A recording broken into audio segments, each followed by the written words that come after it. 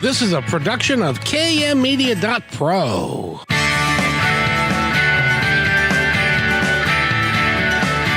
Welcome back to Positive Talk Radio. Our goal is simple: to explore evolving ideas one conversation at a time. So come on over into our world. I know you'll like it, because on today's show...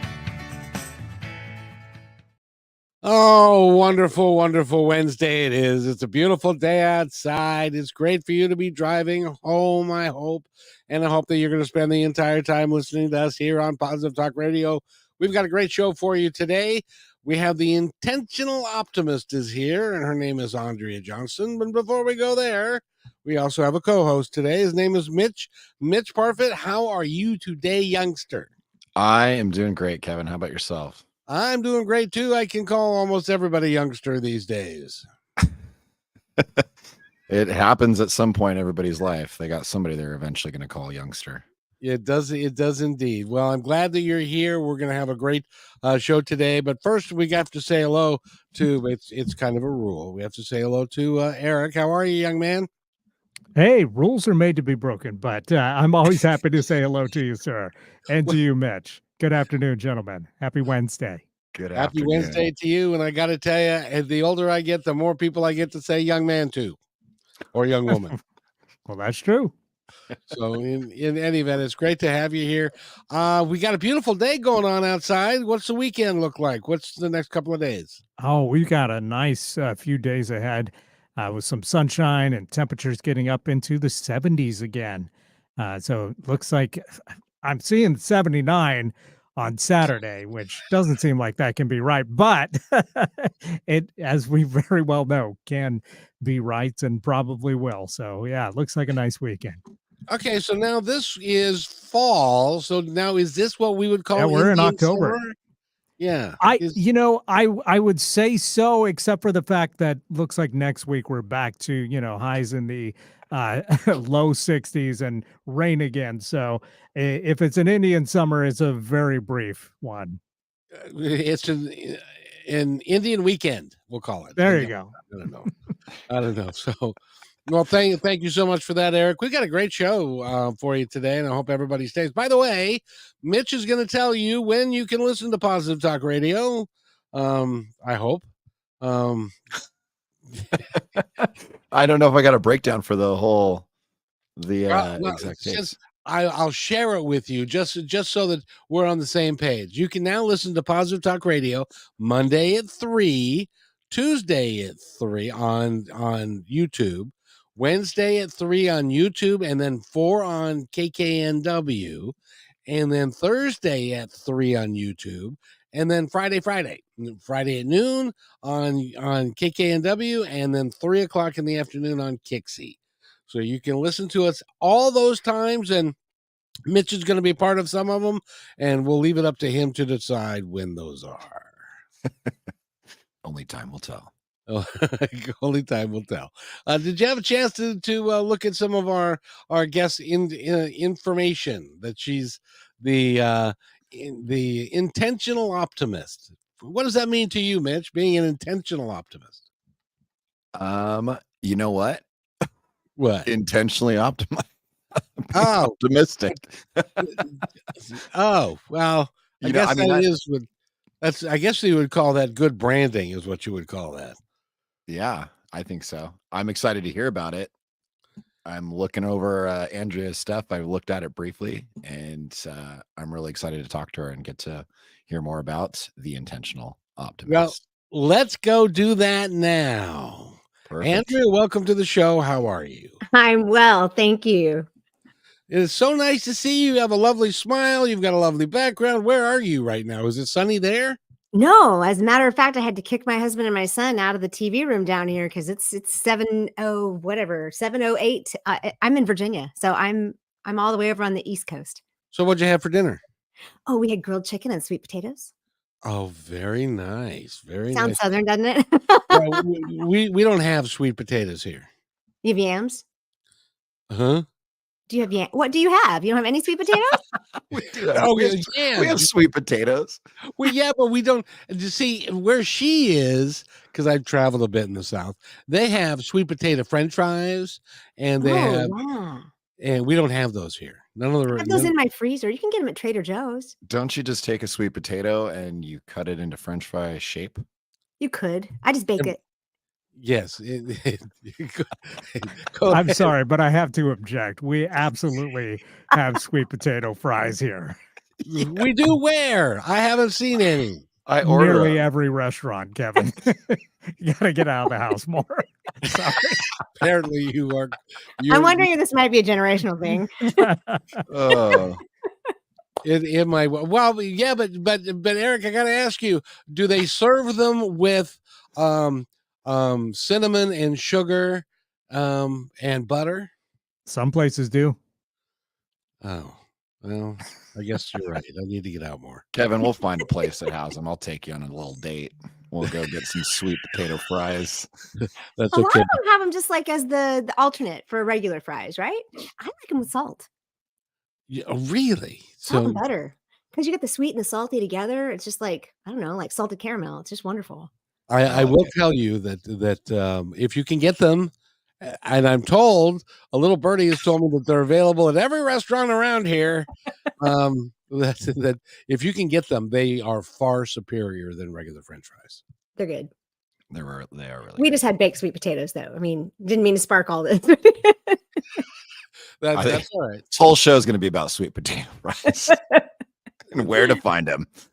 That's all right. With one of the last times Mitch was here, we were talking with a lady. She'd been on a boat for 26 years, and with her and her husband, and they had no ice cubes, so we talked about bourbon for the first half of the show.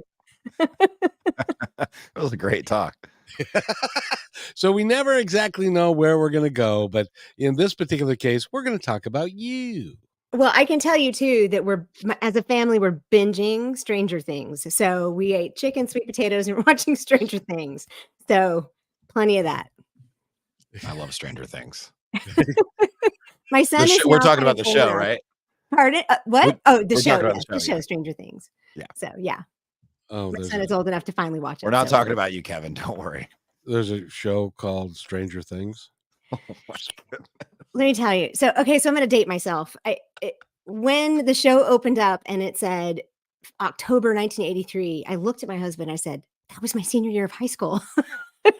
So for me, my son is sitting over there watching as I'm singing along with every stinking single song. And except for the like really hard thrasher rock kind of stuff, I didn't know any of that. But he's getting a real kick out of his older parents. And put it that way. So what's the name of the show called? Stranger Things. It's on Netflix. It's a pretty big show, Kevin. Yeah. There's no way you haven't heard of Stranger Things. It's pretty. There's No, he's five- making a pretty good 4 or 5 argument for not having seasons heard now. sweet potatoes. Yeah, well, stranger things have happened. Apparently, this is not going to be my show, so I'm just gonna. Of course, I had oral surgery yesterday, so I may not be 100%. So that's probably why they took a tooth out and brains fell out of my head. Wow, I've had that happen too. It's that doesn't hard. sound positive at all.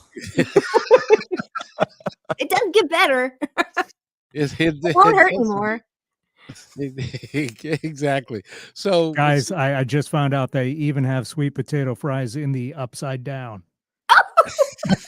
In You the would only what? know, Kevin, if you'd seen Stranger Things. So sorry. We do this every week. This is just really fun.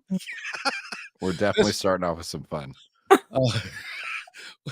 And for a change, it's at my expense, and I'm okay with that, since apparently I sit in my closet and do nothing all day, and I don't know anything about fries or current events on TV or any of that stuff. So. Yeah, Eric sent me a link with 15 best places for sweet potato fries in Seattle. So they're all over the place. Apparently, it's been a It's while scrolled since across the bottom of the screen. Well, you know what we need to do, Mitch? We need to go to some of these restaurants and say, well, you need to advertise with us because we will advertise that you have sweet Potato potato fries. fries. Some free product placement right now for all the sweet potato fries out there. There you go. There's a chef at a restaurant someplace going, so why are all these people ordering sweet potato fries? Our usage has gone up 30% or something.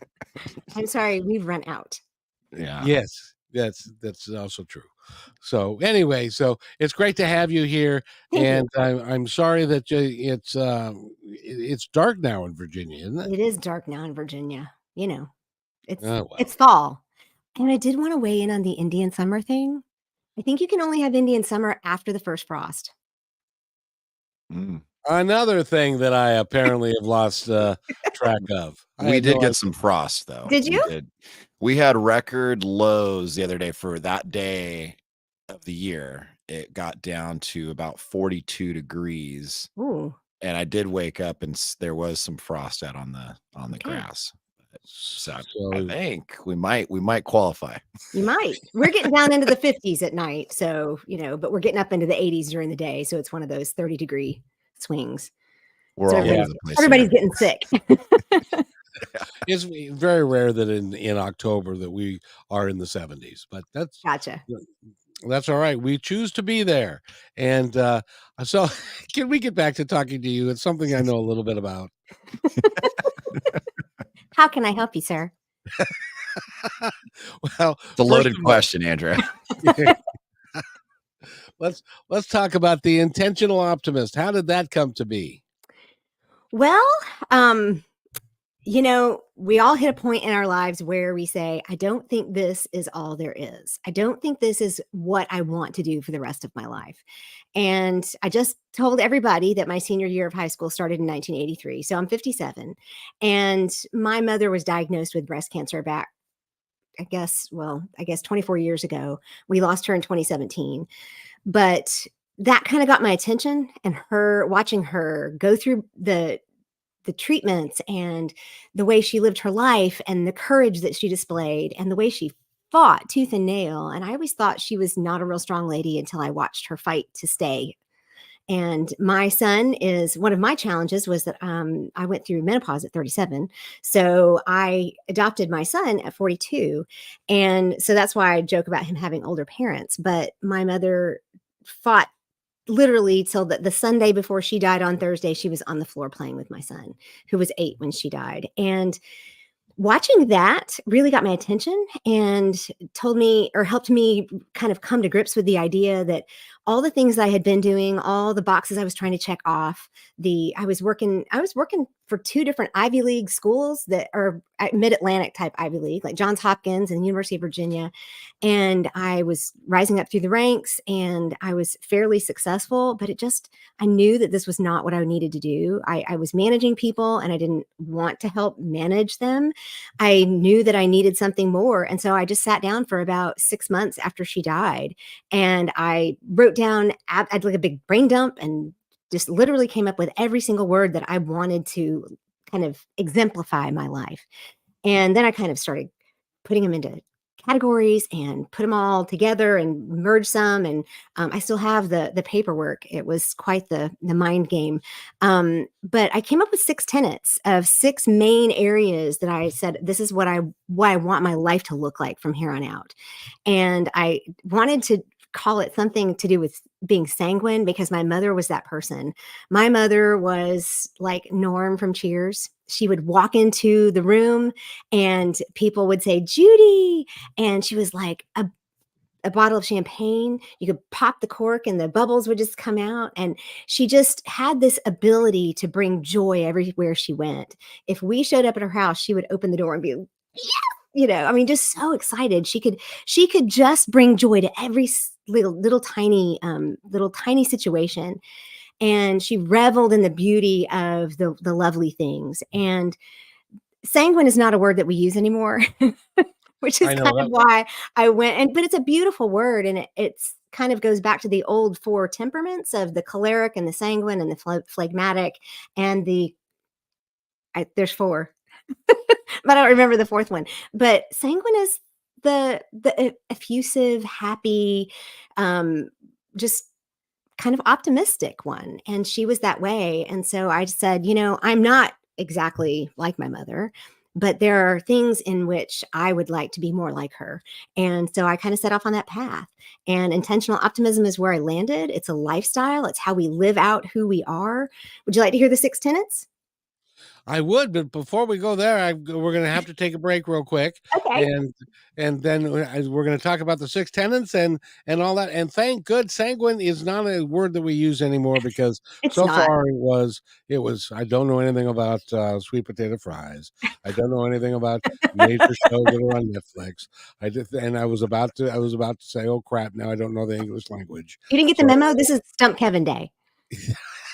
this is apparently Clearly still it's have not hard.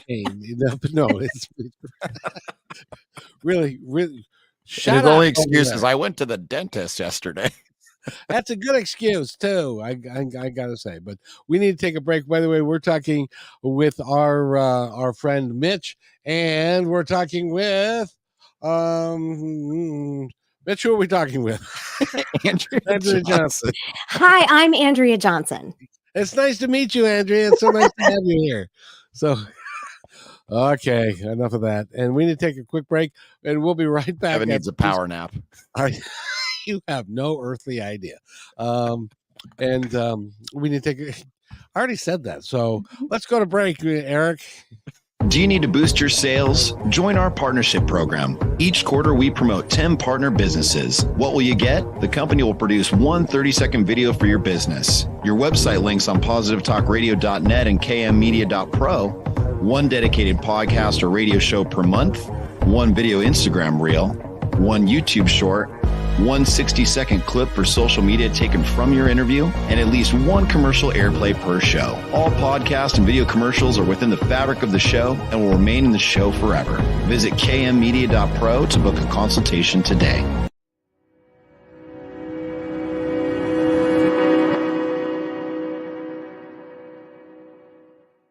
When you want to say more than words communicate, you can with flowers. Your custom boutique floral studio in Bothell, Washington is anaturaldesign.com, connecting you to nature through the language of flowers. Where your people are is where our flowers are beautiful. Your success is our goal. For being our appreciated listener, you can use promo code PTR20 at checkout to receive 20% off your order. anaturaldesign.com at your fingertips today.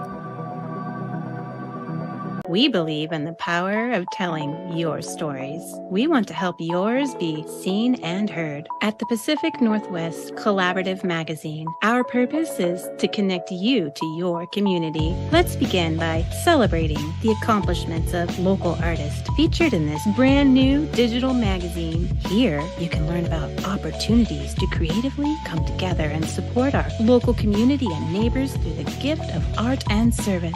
If your business or organization would like to take part in this magazine, message us on Instagram at pnw.collab. You can download our free digital magazine at KM Media Pro today. Thank you to our dedicated fans. We are updating our live on-air schedule to make it super easy for you to hang out with us 5 days a week, Monday through Friday at 3 p.m. Pacific Standard Time. We broadcast on YouTube, Facebook, and live on Fridays with Kixie 8:80 a.m. Seattle Live. You can find our library to binge all the podcast platforms. We can't wait to see you at 3 p.m. Monday through Friday, starting September 4th, Labor Day 2023.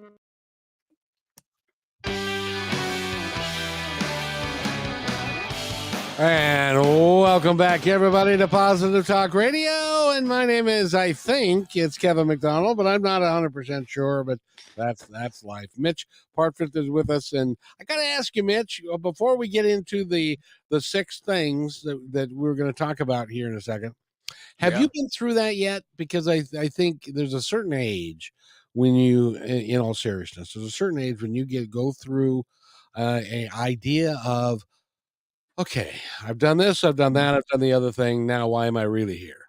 What am I really here to do? And why was I placed here? And what will give my life meaning? Have you been through that yet? Or has that yet to come for you? And that's why Andrea is here. It's definitely happened maybe multiple times. So, yeah, I think I've definitely had that moment where I'm like, what am I doing? Why am I here? Basically what you just said. Yeah. And then where am I going? Exactly. And you went through that, and you've come out the other side with some really cool stuff that we need to talk about, Andrea. I hope so. It's helpful to me. Here's what I've discovered. We teach what we learn. What we need, we learn, and then we turn around and we teach it, right? Hopefully. So, what I discovered was that I needed something to tell me how to live out my life so that I could be at the end of each day or each week or at the end of my life, look back and say, okay, I did what I could do. I did my best. I made a difference. Like you said, I love the way you put that as well, Kevin. It's like, this is what I've been doing, but this is what I'm really supposed to be doing. And that really matters. And one of my goals is to help younger people. Like I work with a lot of women in the millennial age group, because it took me till 50 to start figuring it out. And I love to be able to help somebody else not go that long, right? I mean, the sooner I can share it with people, the faster they can get on that track and the more difference they can make as they go. So that is a little bit of my mission. And that's one of the reasons I do what I do. But really quickly, the 6 tenets of intentional optimism, they're like pillars. And the first is optimistic, which it would have to be, right? And that encompasses things like having hope and confidence and being positive. The second is present. And we hear a lot about being present, right? That's a very mindfulness thing. But for me, it includes things like kindness and what I call grown-up wonder. It's not childlike wonder because childlike wonder doesn't know why things happen. Grown-up wonder is the more we know, the more wonder we have because we can see behind the scenes. The third is energetic, and that encompasses joy. This is the one that my mom really kind of inspired for me. And, power plants take other natural resources and create energy from them. And we can do that ourselves. We can take in all kinds of things. And if we're smart, we take in the things that give us energy and then we have extra to share. And a lot of times that's joy. The fourth one is courageous, and that includes resilience and adventure and being a leader, because I'm a transformational leadership coach. And so I work with people on being courageous every day. The fifth is one that I was really reticent to espouse or call myself, which is wise. And I mean, we sit here and we giggle and we laugh and we have a good time. And in my mind, that's not wise, right? That's silly.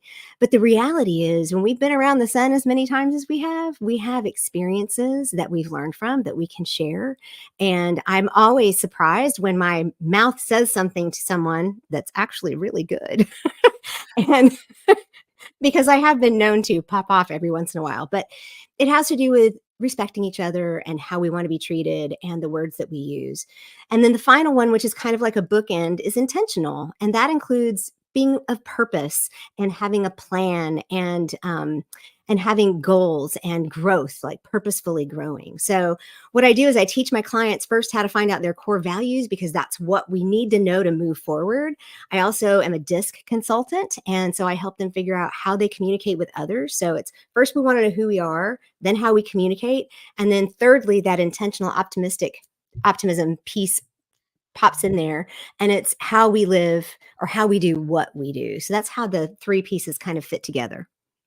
Do you find that when you go through these pillars and the steps that you go through, and you are really working with people at a fundamental level, because you have to get kind of deep to do what you're doing.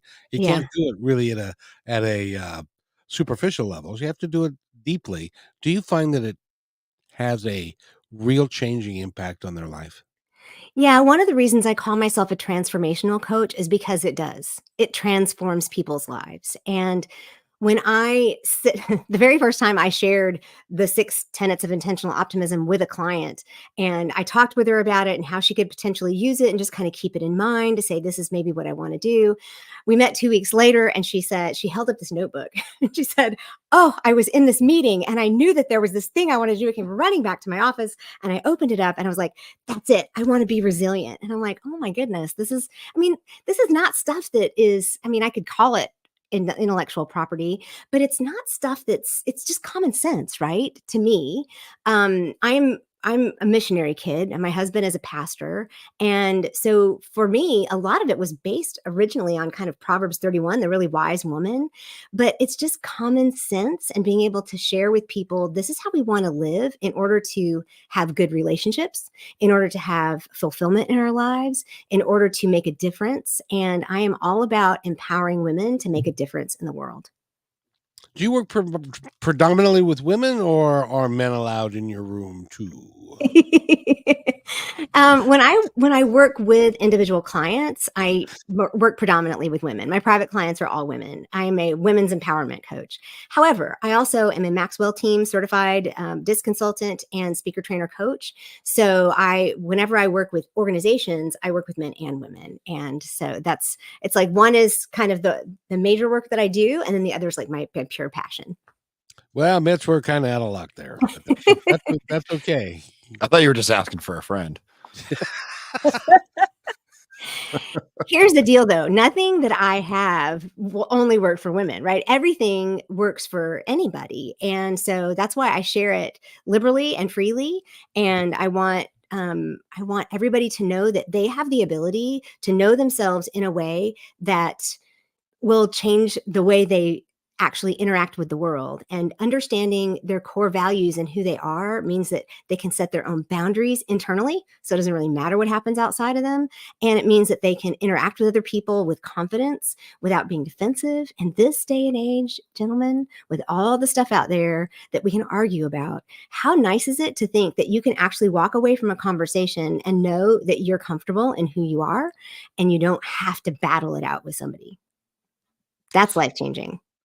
It's actually brilliant, but why is there so many of us that see what you just said, and all of what you just said makes absolutely perfect sense to me. I try and live that way every day myself because I have a show called, like Positive Talk. Yeah, I gotta try and do the best I can. But why do you think there are so many people that say, "Oh, now we should just call you, instead of Andrea, we'll call you Miss Pollyanna"? Because life just doesn't work that way. It's a lot tougher than what you're making it. And you run across those people occasionally, I would imagine. I do, but we're not going to appeal to everybody. We never do. And anybody who knows me knows that I am not a Pollyanna. I am actually an Enneagram 6. And if you're familiar with that at all, the Enneagram 6 is the type of the 6 is the person who is always looking at the worst case scenario. And so one of the reasons why I wanted to come up with something that would help me be more optimistic was the simple fact that I can look down the road and I can see absolutely everything that will go wrong. So I am extremely realistic, and I am the problem solver. I'm the troubleshooter. I will make Swiss cheese out of your idea. And I don't want to be that way just for the fun of it. I want to be able to help people. And if it means that I need to teach myself to take all that information, even though I may be able to see all the things that are going to go wrong, if I can then take that and say, all right, how can I then navigate that road so that I can still thrive and I can still succeed? That's what I want to teach other people to do. Mitch, what do you think? Yeah. I mean, I think that's to me, and I think I can speak for all three of us, is seems to be pretty common that's the way that kind of we operate, and how we approach things or think about things that people are saying, but not everybody does. Obviously they need that direction, and they need that, sometimes for you to paint a picture for them or guide them through this road. And I mean, it sounds like that's what you do, and you do an amazing job at it, Andrea. So it's great to hear. I think more people need to hear about it. And I think that, doing all this that you're doing is great. Well, thank you.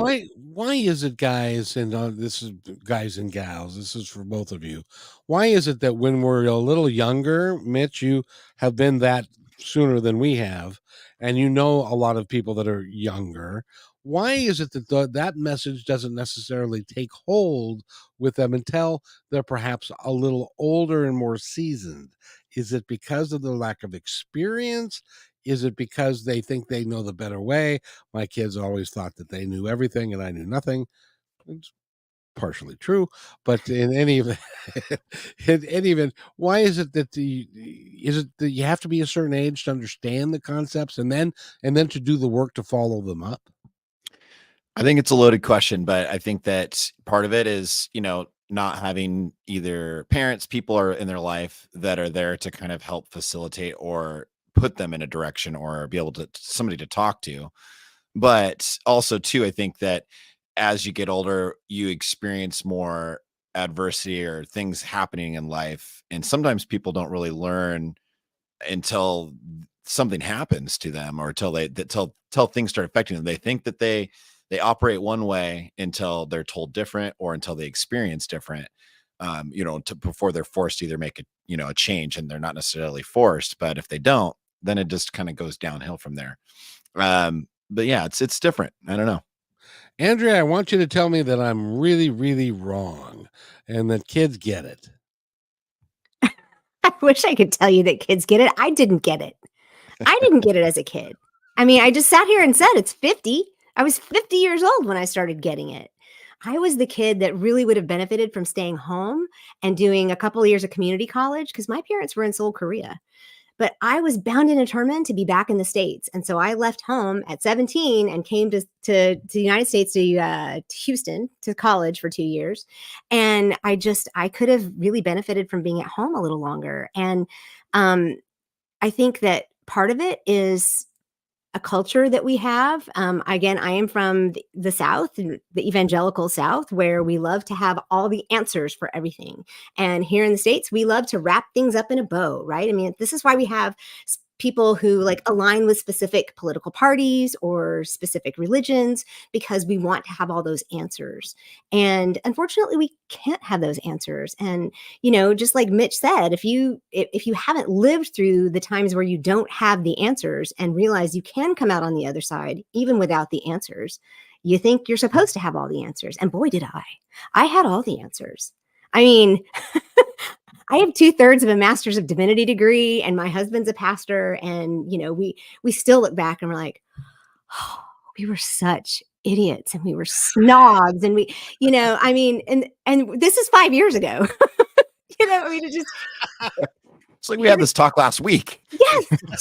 And, there's a certain amount of, as you age, like I have a friend who lost her parents when we were in our 20s, and lost her mom to cancer, and their dad died suddenly. And as my mother was dying, she was able to walk me through a lot of the process and help me kind of understand what was going to happen. And she never really shared any of that, and I didn't get it. Right at 27, I had no idea what it was like to lose a parent. And by that time, she had lost both of them.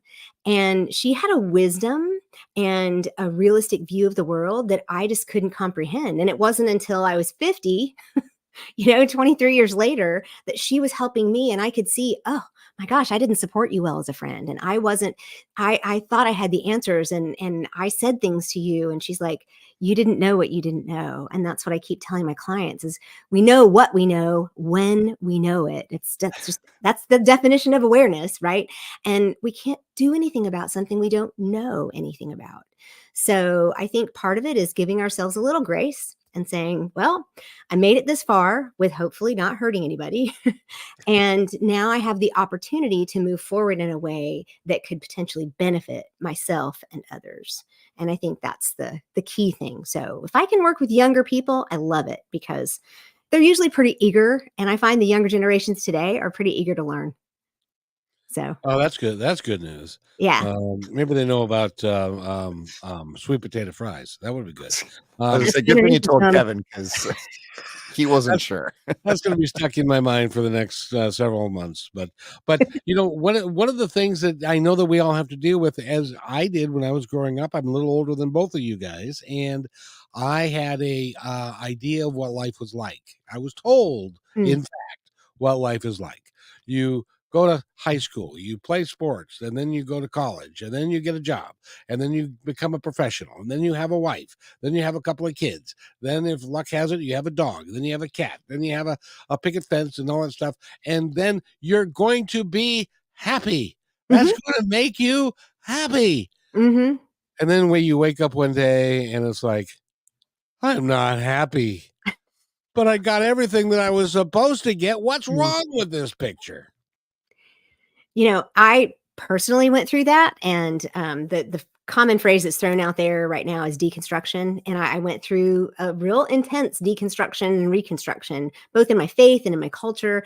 I felt like I had been sold a bill of goods, and I discovered a lot of anger and rage that I didn't realize was there, because I was trying to check all those boxes just like you, Kev. I did this, I did this, I did this, I did this, and I am still not happy. And oh, look at that. It's not just that I'm not happy. I'm stunted in my growth. I'm not able to be me. And I felt gaslighted. That's the word I would use. And it's not something that people do to us. Well, some people do, but it's not something that I feel like anybody did to me intentionally. But because we have this society, I mean, our nation is so big, and it's so, I mean, sea to shining sea, right? I mean, there's so many people, but we still have this quote American dream of the way things are supposed to look. And especially those of us in the older generations right now, it was kind of in the water, and we drank it all, right? And so I think coming to grips with that and realizing it's not my fault that I did all that, but I have the responsibility and the opportunity to change. And so it's not been an easy road. It's seen a lot of tears and a lot of lament and a lot of disappointment and discouragement. And my family, I was afraid my family wouldn't talk to me because I was changing my ideas on certain things. And, I mean, it becomes that big in our brains, or at least for me, it did. It became that big. And yet, I felt like this was what I needed to do. And now my family can see that I am much more grounded. I am much more solid, especially in my faith. And so for them, they can see, oh, this was okay. I see it. Now they don't see everything the way I do. I think we are polar opposites on quite a few political things now, but that's okay. And to understand that it's more important. I have another saying that I use. It says, people are more important than ideas or things always. And so whatever the relationship is, that's what I treasure. That needs to be on a t-shirt or a bumper sticker. It will. I've got a merchandise shop coming out soon. Say that again. People are always more important than things or ideas. I love that very much, and that's really cool. And before we go to break, I just wanted to, when we come back, I want to talk about, and I forgot what it was because I had the dentist yesterday. So, Mitch, it's time for you to take us to break, if you would, please. All right, you guys, you're listening to Positive Talk Radio on KK and W1150. We're talking to Andrea Johnson here today, the intentional optimist, and we'll be right back after this break.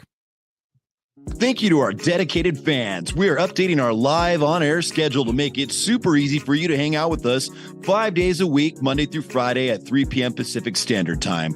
We broadcast on YouTube, Facebook, and live on Fridays with Kixie 8:80 a.m. Seattle Live. You can find our library to binge all the podcast platforms. We can't wait to see you at 3 p.m. Monday through Friday, starting September 4th, Labor Day 2023. Hello, everybody. If I could have your attention, please, I have an important announcement to make just for you. As you may know, PTR is heard and seen on radio, KKNW, and now Kixie, several websites, podcasts, YouTube, Twitter, Facebook, and most social media. At PTR, we believe in working together to make the world a better place, and because you're listening, we know that you're dedicated to the same. So we'd like to support your efforts by offering an outstanding multimedia package for you at a deeply discounted rate.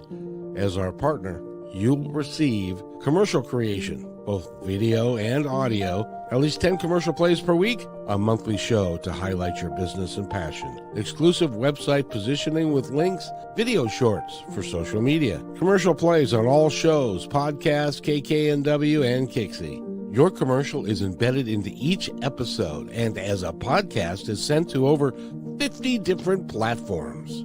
All shows are performed live and sent to Facebook, YouTube, and Twitter, and stay there forever. Your podcast episodes are provided to you to use as you see fit. This one-time offer is only $250 a week, based on a 13-week commitment, and as our partner, we are vested in your success, and will do everything in our power to make it happen. However, there are limited spots available, so don't hesitate. Please email me at kevin@kmmedia.pro. and let's get the ball rolling.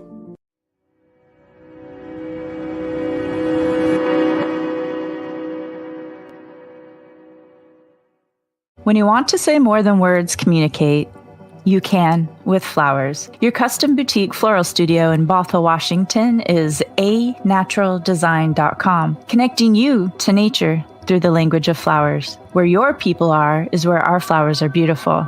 Your success is our goal. anaturaldesign.com at your fingertips today.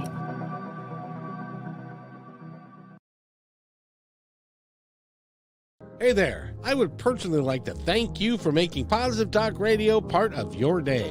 Whether you like podcasts or the radio show, we're glad to have you along. I'd love to hear from you with thoughts about the show and ways that we can make it even better. You are the reason we do these shows, because the more people we can touch, the better we can make the planet and our time here just magnificent. Please contact me, Kevin, at kmmedia.pro with any thoughts, comments, or suggestions, and thank you for being in my dream.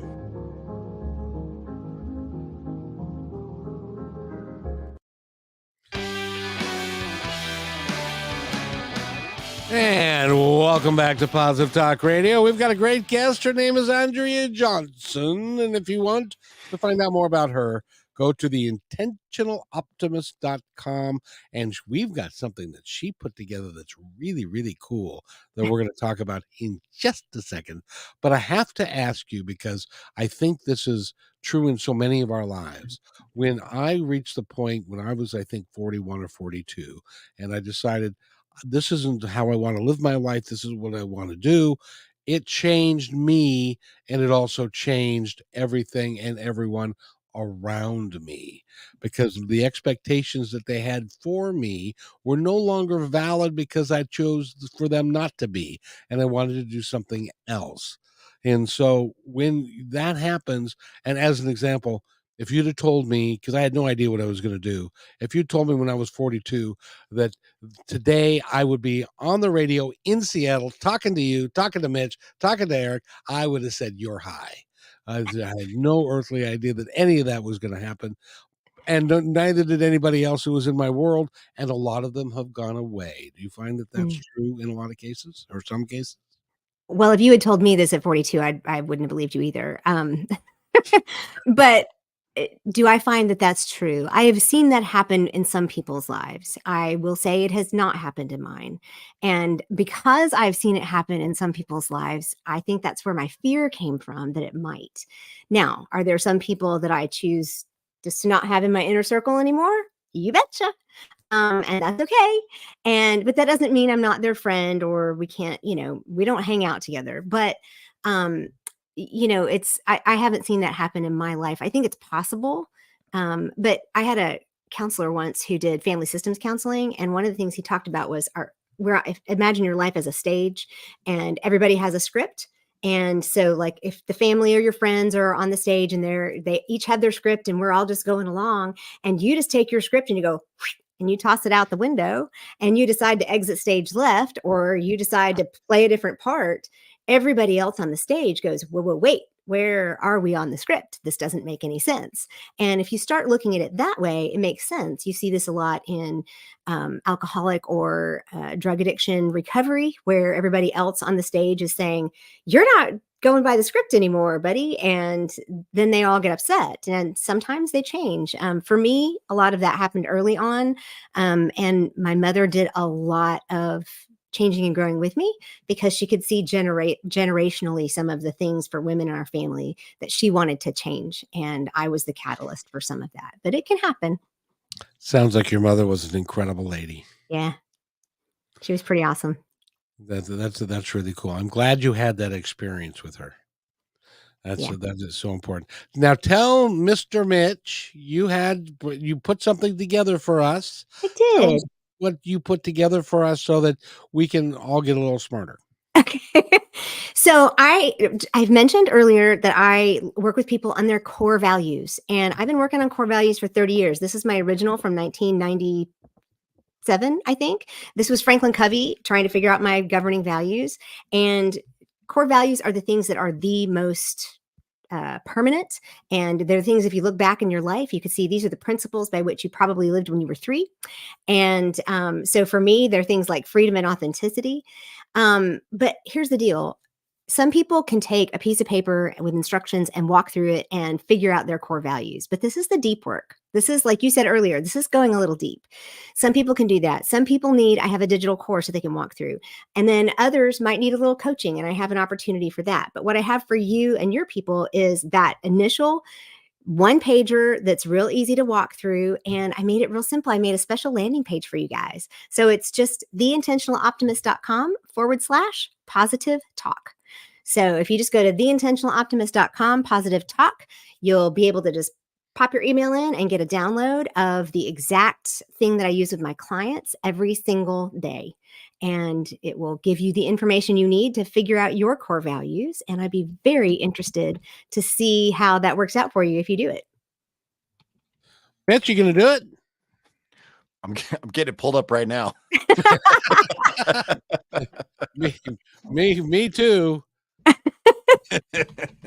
So here's the thing. Core values are your most pure essence. A lot of people think that our values, you hear people talk about business values or I value these things. The thing about core values is that they're not outside of you. They're inside of you. They're usually things that are they have documentable results, but they're not documentable things. For instance, I have quite a few clients who have respect in their top 3. Respect is not something that you can say, well, I value respect. Well, that's great. But what really happens is the things the areas where you're not respected is where it's really going to show up. So one of the best tests to find out what your top core values are look back over the last month or 6 months and say, when did I get the most angry? And then you can say, that's when one of my core values was probably violated or stepped on. It's a little simple. Like I said, mine is freedom and my top one. And my husband used to say things like, wouldn't you agree that as soon as he starts a sentence with that, I'm like, because my core value of freedom doesn't have anything to do with the United States or being able to drive 80 miles an hour. It has everything to do with how I think. And that goes back to what I shared earlier. It's like, I felt like I was gaslighted. People were telling me how to think. So to see that was really important to me. So now I just look at him, I'll say, and he'll go, oh yeah, what do you think about this? So he's figured out how to speak to me. But if you look back over the last week, is there one area that maybe just really kind of stands out where you might've got real angry about something? I learned a valuable lesson about myself. I thought, oh, Mitch is going to laugh. What are you laughing about? Does he know the story already? I'm just preemptively laughing. he's like, oh crap, what's the dude going to say now? Oh, here we go. I was triggered by something that I thought I was beyond and wouldn't be triggered by. And it was when somebody said to me during a conversation when I was trying to explain myself, and they said, I don't care. And for me, that was like, did the red veil come down? Did the red mist come down? There was a 48 period of, what the hell do you mean by that? kind of thing. So that was, and I thought pretty much I was beyond that kind of thing. And I know that that's what you say, but that struck me that way. And that was unique for me. It doesn't normally do that. Well, and I would wonder too, like what I do when I work with clients, the process we go through is they start off with a big brain dump of words of what other people might say that they represent. Because you kind of, when you look at the paper, you'll see you walk through about 5 to 10 people and what might they say about you. And, then they narrow it down to 10 and then we narrow it down to 5. But part of the process of going through is defining the words. And it's so interesting to me. A lot of times people will say, like, somebody might, for that particular example, say, I want to be respected, but it almost sounds like you want to be heard, or it almost sounds like, if there was one thing that you could say, what was the thing that was it that they stopped you talking, or was it that they didn't care what you had to say? It was that they didn't care what, they didn't care what I had to say. And So- see, I grew up in a household where my parents did not give me a chance to say much. So I ended up in my room a lot, and so it's like my dad would say, "I don't care." Good, and it's been years since somebody had actually said that, so it was like, I get it now. Because Well, it and there was is a difference too between past trauma and what your core values are, and that may be part of it. But I think it's something to look at if you do this exercise. I would be interested to hear if you kind of come up with a word that you need to drill down on a little better, because it could very well be that there's something in there that says I matter, and I want to know that I matter, and I want everybody else to know that they matter. This is what you do. You do positive talk, right? So this could be that this particular career for you has now become a manifestation or an outpouring of a core value. and see, isn't this nice, Mitch, that I get a coaching session right here on the radio? Right. I'm It's profusely sweating now, but that's it's great. Now, anytime we have meetings, I'm just going to tell you that I don't care. and that's My work here is done. yeah. If you want to get off the call, like in a hell of a hurry, you can say that. I'll let you finish though, and then I'll tell you I don't care after. Okay, I won't cut you that off. would be great. And maybe it was just a matter of respect, or maybe it just caught me at the wrong moment, because this particular person I dearly care about and I respect greatly, and that was not an answer that I expected. But we talked about it and we're good. Well, and it could be there's an underlying aspect of connection, and you feel like when that's been told, then that's the connection is cut. So it'll be real interesting to see how you parse that out and figure it out. I'm happy to help. Just let me know. Email me. Thank you. I will. I mean, this is what they say when they say find what you love to do and then get somebody to pay you for it. I do this every day. I do this Me too. I love doing this. And so if for some reason you get that paper and you realize I need a little help, then at the bottom of the paper, there's a link for my digital course, which is, it's just 4 modules. It just kind of walks you through it a little bit more carefully with a little bit more explanation. But right now I am running some alpha testing because I'm putting together a hybrid group program where as a group, maybe Q1 or Q2 of next year, we'll walk through cohorts of 8 or 10 where you'll walk through the course yourself. But then as a group, we kind of talk things out and mastermind it a little bit. But I'm doing alpha testers. I'm looking for 10 to 20. And so there's also a link down there too. If you'd like to do that, there's a special deal for there where you get one-on-one coaching with me as part of this alpha test. You are sensational, I do have to say. Thank you. You really are. By the way, go to the intentionaloptimist.com, find out all about Andrea's work. Holly Berry commented earlier, and it's not up anymore, but she said you are sensational, and we all think that. Well, another place that you can find me is also on my podcast, which is Stand Tall and Own It. And it's everywhere that podcasts are heard. So wherever you're listening to this podcast, just hit this, when you're done with this one, hit the search button and say Stand Tall and Own It or Andrea Johnson. It should come up. Oh, very good. How long have you been doing the podcast? So it has a new title as of July of 2023, but I've been doing this July was 3 years. It was Intentional Optimists, Unconventional Leaders. And I interviewed over 75 women where I taught some of my intentional optimism, but then I interviewed these women who are these amazing leaders, kind of everyday leaders who could give us a good understanding of what it looked like to be a leader in their world, because a lot of women think that they're not leaders. And so I wanted to kind of tap into enough stories to show women you are a leader.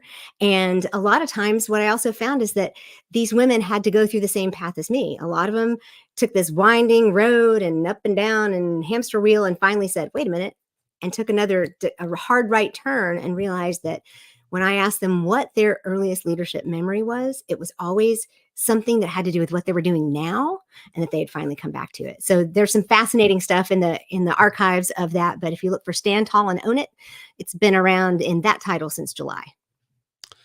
Okay, Mitch, we've got about 2.5 minutes left in the show. I'm checking out. Finish the show. Okay. Well, I did want to make mention too on here. Another way people are interested, it looks like, Andrea, they go to your website too, and they can sign up for your newsletter. Mm-hmm. So that's really cool. So the Optimistic Living newsletter. So you have so many different ways to follow you and get in touch with everything. I also went and got signed up for the intentionaloptimist.com/positive talk. Yep. So I'm looking at that here. So I'm gonna have to go through this and figure out my core values. Give yourself a little time. Don't try to do it too fast. No, yeah, I'm gonna sit down, make sure I'm in a good. Yeah, I'm gonna go get some sweet potato fries, and I'm gonna really read and think about it. And some bourbon. You got to have some bourbon in that somewhere. Actually, sounds like a great combination. I'm sorry, I can't shut up. Apparently, so Mitch got frozen. So Mhm. in any event, it's Andrea Johnston has been our guest. The intentionaloptimist.com is where you go. Thank you so much for being here. We appreciate it greatly. Thank you. And It has been my pleasure as always. will you come back? You bet. Awesome. And by the way, take care of each other, because you know what? Each other's all we've got. We'll see you Friday at noon.